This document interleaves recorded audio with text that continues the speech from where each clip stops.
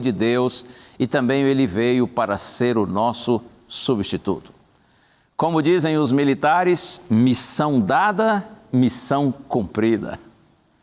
Hoje eu quero pensar com você nos últimos momentos vividos por Cristo enquanto Ele esteve aqui conosco, antes da sua morte na cruz.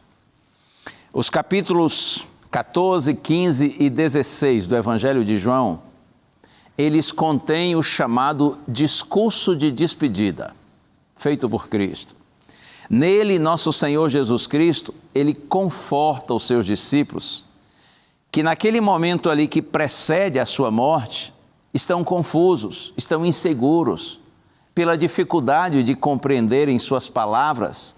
Quando Jesus fala quanto ao seu sofrimento próximo, bem como o seu retorno ao Pai.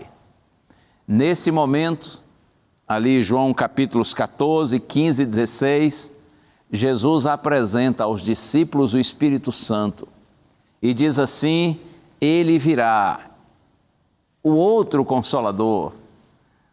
O Espírito Santo seria aquele que viria para dar sequência ao ministério de Cristo, guiando os seus discípulos, sua igreja, para o entendimento das verdades bíblicas e também a fim de capacitá-los para o ministério de anunciar o Evangelho. Jesus adverte que dificuldades viriam, que o mundo não os compreenderia e os perseguiria, mas vivendo em sincera comunhão com Ele, sendo a habitação do Espírito Santo, a vitória lhes estava garantida. Então Jesus diz algumas palavras que eu amo muito. Evangelho escrito por João, capítulo 16, versos 16 a 22. Eu quero convidar então você agora para abrir sua Bíblia nesse texto fabuloso. Eu disse Evangelho escrito por João, capítulo 16, a partir do verso 16 até o verso 22. Está escrito assim: Um pouco e vocês não me verão mais. Outra vez um pouco e me verão de novo.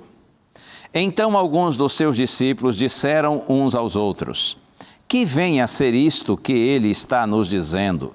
Um pouco e vocês não me verão mais, e outra vez um pouco e me verão de novo. E vou para o Pai. E diziam: Que vem a ser esse um pouco? Não compreendemos o que ele está dizendo.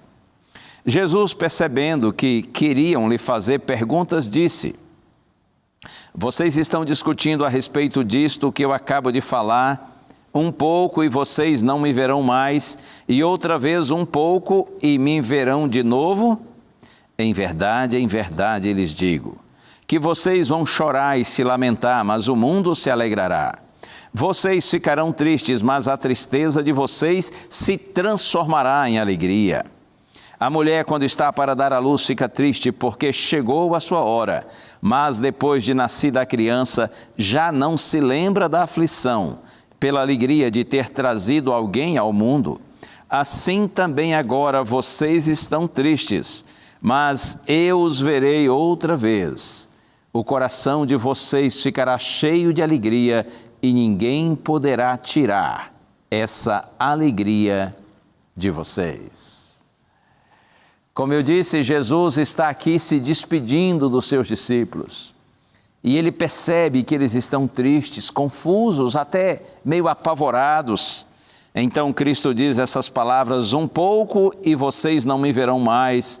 Porém, outra vez um pouco e vocês me verão de novo. É claro que aqui Jesus está se referindo à sua morte e em seguida à sua ressurreição. Mas eles ficam confusos, afinal de contas, o que é isso? Um pouco e nós não o veremos, mais um pouco nós vamos vê-lo de novo. E aí Jesus explica, verso 20, em verdade lhes digo que vocês vão chorar e lamentar, mas o mundo se alegrará. Vocês ficarão tristes, mas a tristeza de vocês se transformará em alegria. Sim, Jesus sabia que um pouco mais ele morreria. E os discípulos ficariam profundamente tristes, até desesperados. Porém, ao terceiro dia, ele iria ressuscitar. A tristeza deles, com a ressurreição de Jesus, se transformaria em alegria.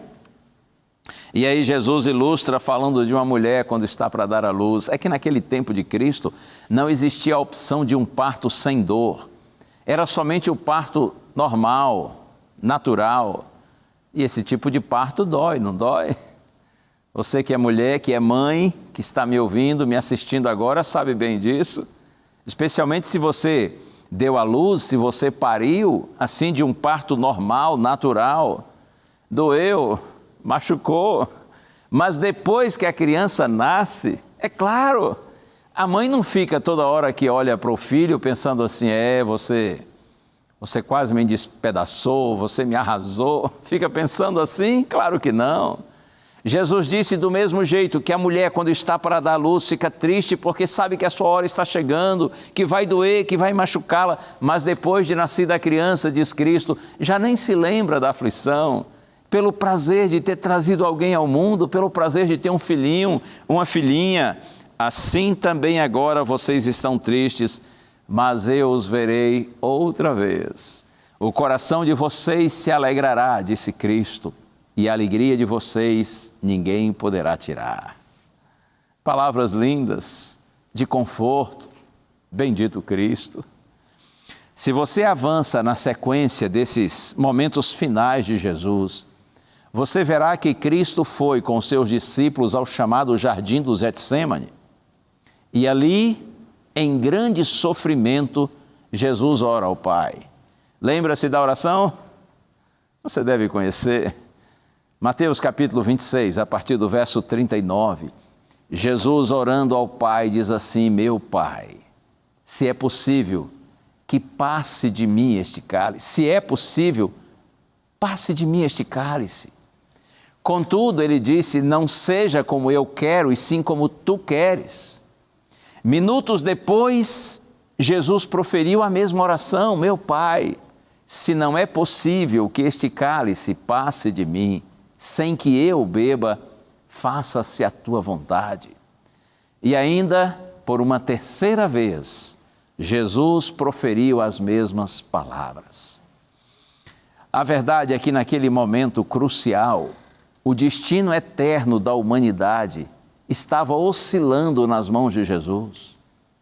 Porque se Cristo desiste de tomar aquele cálice, ou seja, se Jesus desiste de passar pela morte na cruz, de viver essa experiência traumática, se ele desistisse, nós estaríamos perdidos para sempre.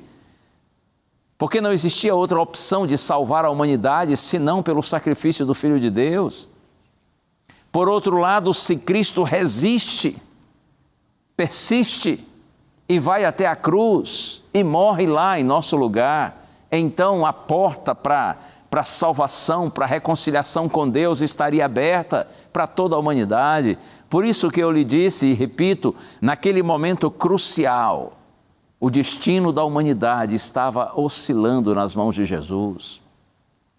O que Cristo sentia naquela hora era muito mais do que o receio da dor que seria provocada pela morte na cruz.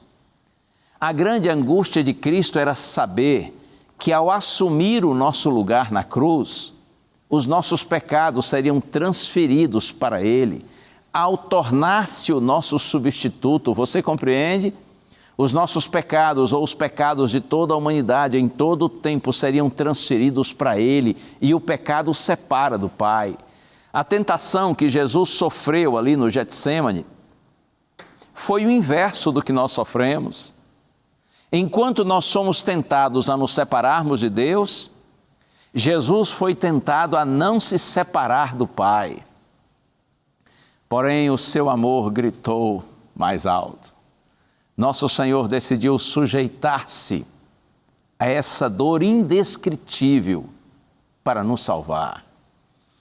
Louvado seja o Senhor, bendito Cristo, nosso Senhor e nosso Salvador. Depois, na sequência, Jesus é preso.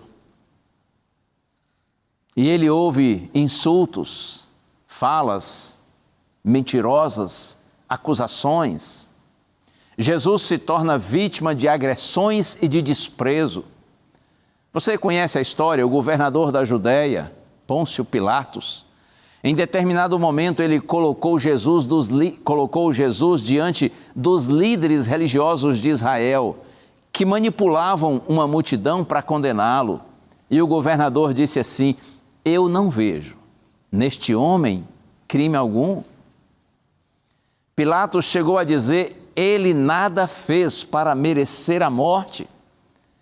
No entanto, todos gritavam e diziam assim: que ele seja crucificado. Então o governador deu a opção para decidirem soltar um preso. Essa foi uma tentativa de Pilatos de evitar essa injustiça. E ele colocou Jesus e um criminoso chamado Barrabás. Ambos estavam diante do povo. E Pilatos diz assim: escolham um dos dois para que eu possa soltá-lo. E a resposta foi imediata: solte Barrabás. Pilatos se sentiu confuso e inseguro diante da injustiça. E então ele pergunta: o que eu farei de Jesus chamado Cristo? O que eu vou fazer com esse Jesus? Eu já disse para vocês que eu não vejo nele crime algum. Ele não fez nada para ser crucificado. O que eu farei de Jesus chamado Cristo? E a resposta foi: seja crucificado. Outro dia eu estava pensando que a essa pergunta de Pilatos, todos os seres humanos somos chamados a responder: o que você fará?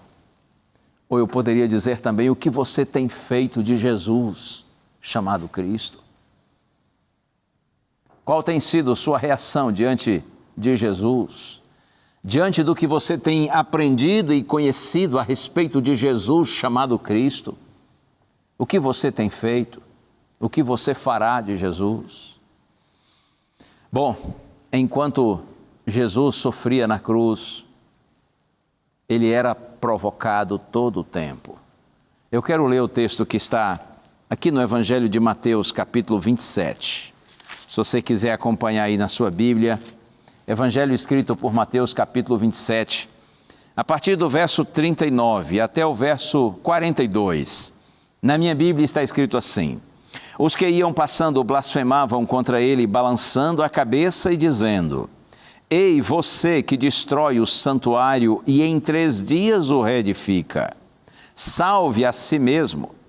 Se você é o Filho de Deus, e desça da cruz. De igual modo, os principais sacerdotes com os escribas e anciãos, zombando, diziam: salvou os outros, a si mesmo não pode salvar. É rei de Israel, que ele desça da cruz e então creremos nele. Você percebe? Jesus está sendo provocado. Essas provocações dos sacerdotes e dos escribas, anciãos, lembram a ação diabólica ao tentar Jesus no deserto. O diabo dizia para Jesus lá no deserto: se tu és o Filho de Deus, transforma essas pedras em pães. Se tu és o Filho de Deus, jogue-se daqui para baixo. Agora o diabo está usando esses líderes religiosos que odiavam Jesus, que tinham inveja de Jesus, e eles dizem palavras semelhantes: se tu és o Filho de Deus, desça aí da cruz e nós vamos crer em ti. Essa era uma tentativa maliciosa, maldosa, inspirada pelo diabo, com o propósito de confundir Cristo, lançar dúvidas quanto à sua relação com Deus, quanto à sua identidade e à sua divindade. Eles diziam que ele desça da cruz e então nós creremos, nós vamos acreditar nele. Oh, que mentira, mentira absurda. Sabe por que eu digo que isso é mentira? Porque quando o coração humano está fechado para Deus, nada que aconteça, nenhum milagre que é visto, produzirá genuína fé. A provocação foi resistida ignorada por Cristo. Oh, que bom que ele resistiu. Que bom que ele ignorou essa provocação. Ele resistiu para a nossa própria salvação. Jesus não desceu da cruz, ele permaneceu lá até morrer, porque ele veio, como eu disse no programa da semana passada, ele veio para ser o nosso substituto. Eu aproveito e digo a você que está me assistindo agora, não desça da cruz. E você me pergunta assim, como? Não descer da cruz? Que cruz é essa? No Evangelho de Lucas, capítulo 9, verso 23, está escrito assim: Jesus dizia a todos: se alguém quer vir após mim, negue a si mesmo. Dia a dia tome a sua cruz e siga-me. Está escrito assim, Jesus dizia a todos: se alguém quer vir após mim, negue a si mesmo. Dia a dia tome a sua cruz e siga-me. Significa, meu amigo, minha amiga, que para todo seguidor de Cristo há uma cruz, na qual deve ser crucificada a nossa própria vontade, quando nossa vontade estiver contrária à vontade de Deus. Por isso que Jesus disse: se alguém quer vir após mim, negue a si mesmo. Dia a dia tome a sua cruz e siga-me. Negar a si mesmo significa isso, deixar de fazer a minha vontade, para fazer a vontade de Deus. Quando minha vontade está em conflito com a vontade do Senhor, eu desisto da minha vontade, eu escolho fazer a vontade de Deus. Isso que é negar a si mesmo. E isso não é nada fácil. Quando Jesus diz: tome a sua cruz e siga-me, a cruz está ligada a uma luta diária para renunciar à nossa própria vontade, contaminada pelo pecado, e viver de acordo com os elevados e os nobres ideais divinos. Se em algum momento disserem para você descer da cruz, desistir do propósito de viver segundo a orientação do Senhor, e se disserem isso com o argumento de que assim crerão em você, que assim serão seus amigos, então eu lhe aconselho, faça como Jesus, não desça da cruz. Não compactue com o pecado e os pecadores para que eles creiam em você, para que sejam seus amigos. Isso não funciona. Isso é estratégia diabólica para lhe vencer. Uma coisa é ser amigo, ser amiga. Outra, bem diferente, é condescender com o pecado, deixar de viver em santidade para agradar pessoas. Nenhum de nós é chamado para fazer isso. Pelo contrário, se alguém quer vir após mim, negue a si mesmo. Dia a dia, disse Jesus, tome a sua cruz e siga-me. Quando nosso Senhor Jesus foi crucificado, você sabe, 2 malfeitores, essa é a expressão normalmente usada na Bíblia, 2 malfeitores foram crucificados juntamente com Jesus. Um à sua direita e outro à sua esquerda. No Evangelho de Lucas, capítulo 23, a partir do verso 39, está escrito que no mesmo momento em que Jesus foi crucificado, esses outros 2 homens, identificados como malfeitores ou ladrões, também receberam a mesma punição. Talvez até fossem amigos de Barrabás. Agora um detalhe. O que os 2 malfeitores tinham em comum? Veja, eles foram condenados pelo mesmo crime, eram ladrões. Foram condenados pelo mesmo sistema e eles receberam a mesma sentença. Estavam rodeados pela mesma multidão e eles ficaram à mesma distância de Cristo, sendo que um estava à sua direita e outro estava à sua esquerda. Mas é interessante que a narrativa de Lucas faz questão de ressaltar uma diferença fundamental entre os 2. Um deles diz assim a Jesus: você não é o Cristo? Salve a si mesmo e a nós também. Palavras cheias de ironia, desprezo, descrença. O coração desse homem, ele está fechado para Deus. Cristo está perto dos seus olhos, mas longe do seu coração. Mas é interessante que o outro condenado repreende o que zomba de Cristo e ele diz assim: você nem ao menos teme a Deus, estando sob igual sentença? A nossa punição é justa, porque nós estamos recebendo o castigo que os nossos atos merecem, mas este homem não fez mal nenhum. E ele acrescentou, dizendo assim: Jesus, lembre-se de mim quando você vier no seu reino. Oh, que lindo! Eu fico imaginando quanto conforto essas palavras e esse pedido trouxeram ao coração do Senhor Jesus. O homem, ele reconhece sua condição, seu pecado, confessa o seu erro, ele pede misericórdia e imediatamente, com extremo carinho, Jesus diz assim para ele: em verdade lhe digo, em verdade lhe digo hoje, você estará comigo no paraíso. Nada de bom havia na história daquele homem para ser lembrado, mas o homem não poderia ser esquecido. Oh, sim, eu vou repetir. Certamente nada de bom havia na história daquele homem para ser lembrado, mas o homem não poderia ser esquecido. Isso me faz pensar que não importa quão sujo seja o nosso passado, há mais graça no coração de Deus do que pecado em nossa vida. Aleluia! Glória a Deus! É necessário também considerar que esses dois condenados, eu acho que a gente pode assim entender que eles bem representam duas classes de pecadores: os que se arrependem, recebem perdão e são salvos, e os que endurecem o coração, rejeitam a graça divina e se perdem. São duas reações diferentes que determinam destinos opostos. Na primeira carta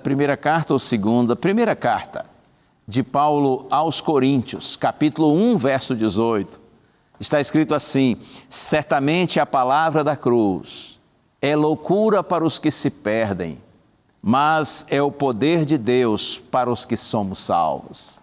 Certamente a palavra da cruz, ou seja, a mensagem da cruz, Paulo diz, é loucura para os que se perdem, mas para nós que somos salvos, ela é poder de Deus. A mensagem de um Salvador, de um Senhor crucificado, que é o nosso Salvador, é loucura para os que se perdem.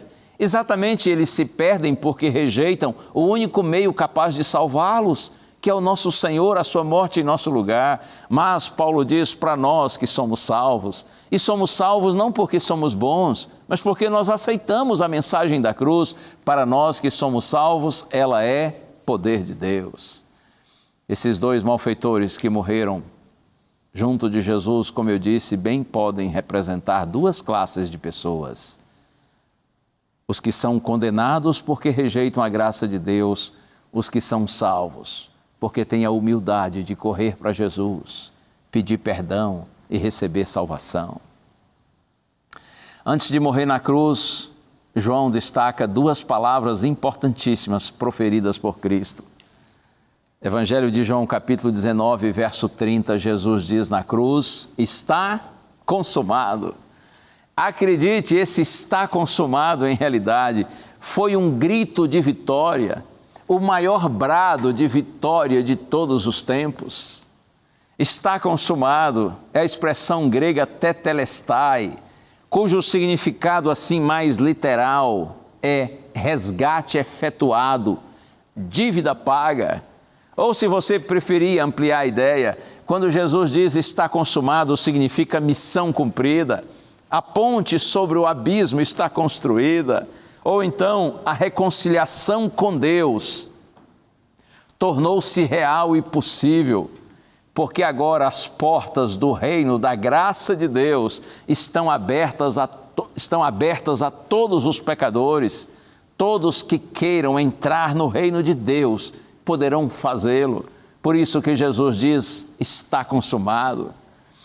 A salvação está garantida a quem quiser. O acesso ao Pai está liberado. A reconciliação com Deus é possível. A porta está aberta. Por essa certeza, Paulo diz: agora, pois, já não existe nenhuma condenação para os que estão em Cristo Jesus. Isso está em Romanos capítulo 8, verso 1. Agora, pois, já não existe nenhuma condenação para os que estão em Cristo Jesus. João enfatiza que o testemunho é este, que Deus nos deu a vida eterna e esta vida está no seu Filho. Quem tem o Filho tem a vida, quem não tem o Filho de Deus não tem a vida. Primeira carta de João, capítulo 5, versos 11 e 12.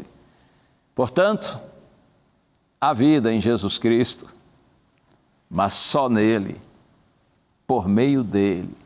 E isto enquanto a porta está aberta. Sim, porque ao Cristo morrer na cruz, uma grande porta para a vida foi aberta. Mas acredite, essa porta que está aberta, ela não estará aberta para sempre. Eu preciso lhe apresentar a mensagem completa. Você precisa saber que a porta que hoje está aberta, um dia se fechará. Na cruz, quando Cristo diz está consumado, eu lhe disse, essa expressão pode significar a porta está aberta.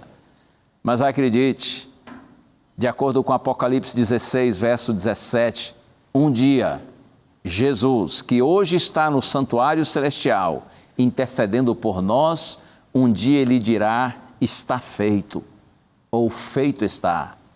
Então significa que essa porta aberta, quando Jesus disser está feito, essa porta aberta será fechada.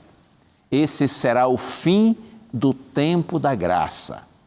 Quando Cristo para de interceder no santuário celestial e Ele vem para buscar o seu povo. A partir desse momento, quando Jesus diz está feito no santuário celestial, os salvos estarão eternamente salvos e os perdidos estarão irremediavelmente perdidos. Mas a porta ainda está aberta, não é? A porta hoje ainda está com acesso liberado, o reino da graça de Deus ainda está aberto para todos quantos queiram. E tem uma outra situação também que eu preciso lhe dizer. Quando uma pessoa morre, a porta da graça para ela se fecha, porque na morte, de acordo com a Bíblia, não há possibilidade de arrependimento. Durante a morte, ninguém se rebela contra Deus e ninguém se arrepende também dos seus pecados e se volta para Deus. Não há condição de mudança durante o estado de morte. Portanto, quando a pessoa morre, essa chamada porta da graça se fecha completamente para ela. Se morreu em Cristo, está eternamente salva. Se morreu sem Cristo, como eu disse, está irremediavelmente perdida. É por isso que o chamado da palavra de Deus em toda a Bíblia é para a salvação, e salvação hoje, salvação agora. Um texto do Antigo Testamento que eu gosto muito está em Isaías capítulo 55, versos 6 e 7, diz assim: busquem o Senhor enquanto Ele pode ser encontrado, invoquem-no enquanto Ele está perto, que o ímpio abandone o seu mau caminho e o homem mau os seus pensamentos. Converta-se ao nosso Deus, que se compadecerá dele. Volte-se para o nosso Deus, porque é rico em perdoar. Oh, esse é o chamado de Deus. Volte-se para Deus logo, enquanto Ele está perto. Invoque o nome do Senhor enquanto Ele pode ser encontrado. Deus tem prazer em perdoar. Nosso Deus é rico em perdão, é rico em misericórdia. O quarteto vai cantar agora, dando sequência a essa mensagem. E a música cantada pelo quarteto chama você e a mim, a nós todos, para nos entregarmos a esse amor, para que pelo amor de Cristo sejamos salvos. Ouça agora, Arautos do Rei, Novo Coração.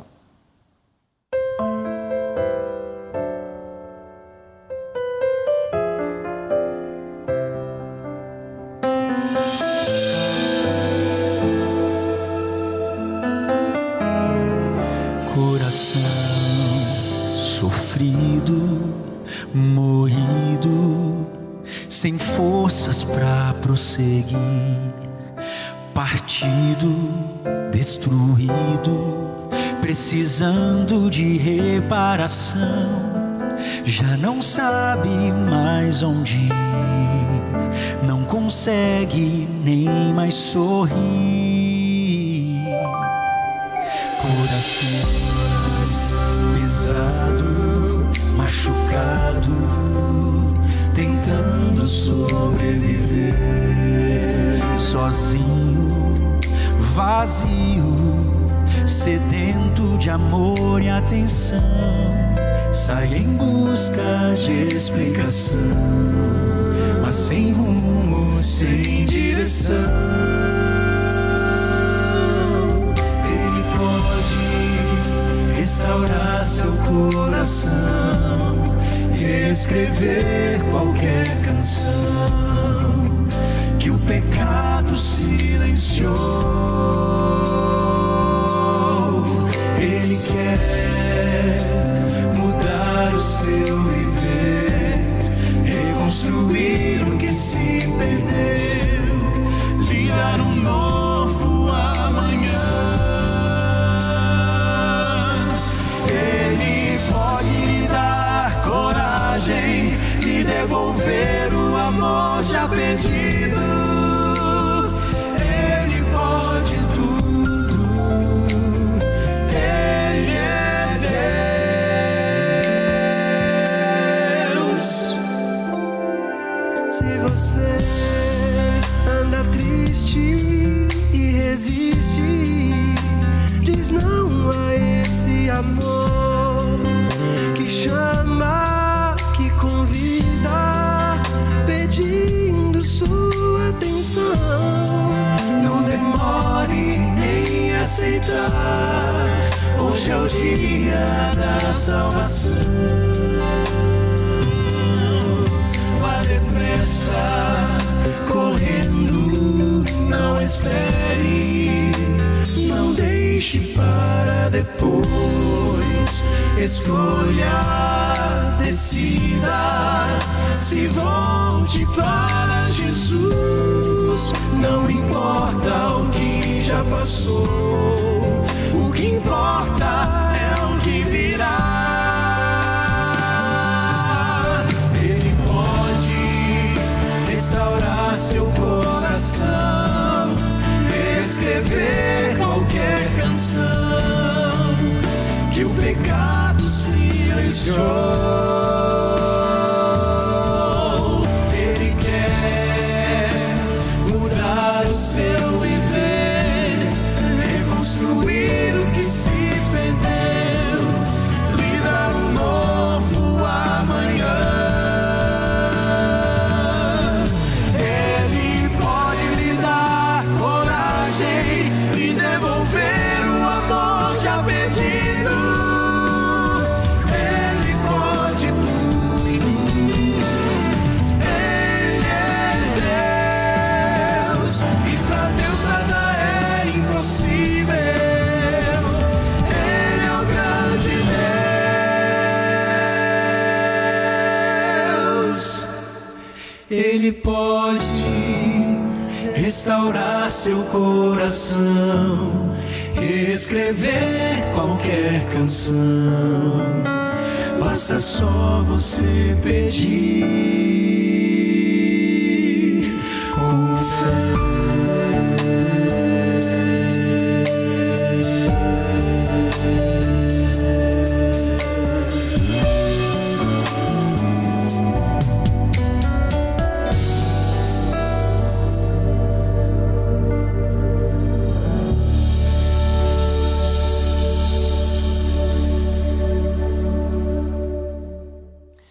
A pergunta feita pelo governador da Judéia, Pilatos, há cerca de 2000 anos, pergunta feita aos líderes religiosos de Israel e à multidão que estava ali em torno de Cristo, essa pergunta do governador da Judéia ecoa pelos séculos e chega até você. E hoje, você é impactado com este questionamento: o que você fará? Ou o que você tem feito de Jesus? chamado Cristo?